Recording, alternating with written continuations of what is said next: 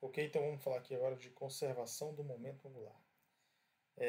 Como a gente escreve lá, né, aquela relação do torque resultante sobre o sistema é igual à derivada do momento angular com relação ao tempo, e aquela equação que a gente já discutiu, ela carrega similaridade com a definição da segunda lei de Newton em termos, né, escrita como a derivada do momento linear em relação ao tempo, né, força resultante é a derivada do momento linear com relação ao tempo, né, F igual a ma é só um caso particular para quando a massa é constante. Ali, daquela relação, F igual a dp dt, a gente verificava uma condição, né? Se a força resultante era nula, isso implicava então que o momento linear do sistema como um todo ele é constante, portanto ele se conservava, e isso era importantíssimo para a gente poder tratar problema de colisões, certo? Aqui a gente vai carregar uma mesma ideia.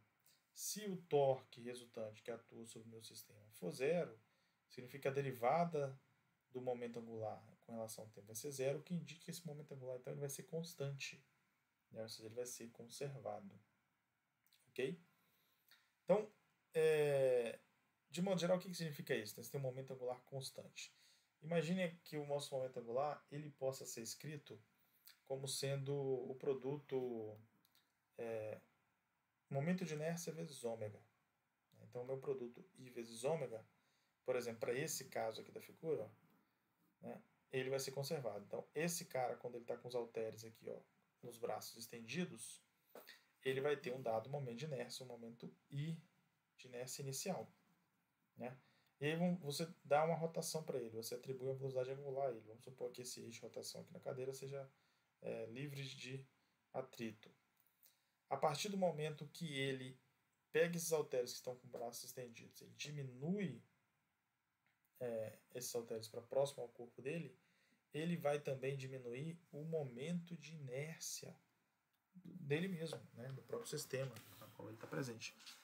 Isso indica então que para poder conservar o momento angular, a rotação angular dele vai ter que aumentar, ok?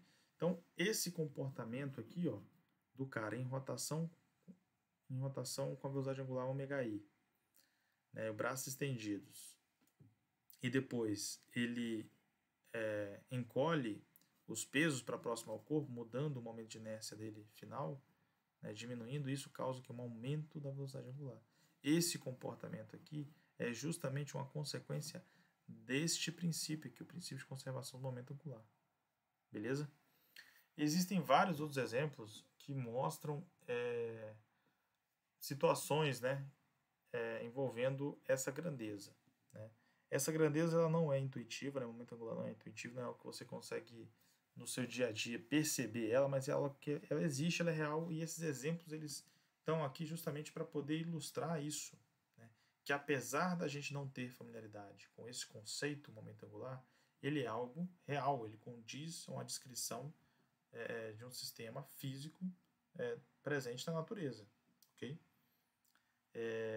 Essa ideia simples aí de você mudar o momento de inércia e isso se convertir no aumento da velocidade angular ali de rotação dele, ela também é usada na estação espacial, né? Ou dentro de um satélite. Porque, por exemplo, como é que o satélite ele vai girar em torno de um dado eixo, certo? Se ele não tem nada para poder se apoiar, né? Você poderia pensar no primeiro momento que ele ejeta alguma coisa, né? Tem ar, né?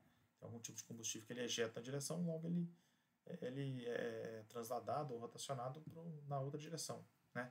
Mas isso indica então que você teria que ter um tanque infinito de combustível, ou ele teria limitações, né, do tanto de movimento que ele pode fazer. Né? Ele não teria.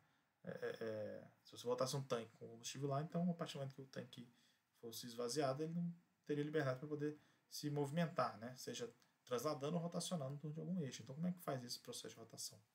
Né? Ele tem um mecanismo dentro dele, certo? Que produz uma rotação num dado sentido. Como esse mecanismo faz parte do satélite como um todo, isso vai fazer o satélite como um todo girar no outro sentido, entendeu? Isso com base na conservação do momento angular.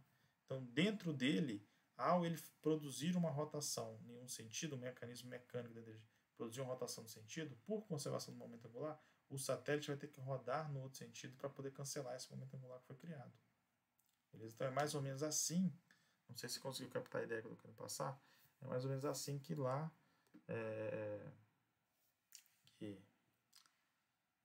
que os satélites artificiais nossos, eles conseguem produzir essas rotações, ok?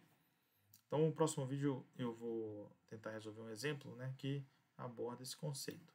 Eu vou deixar alguns links também com essa temática para tentar aí deixar mais claro possível, né, dessa temática.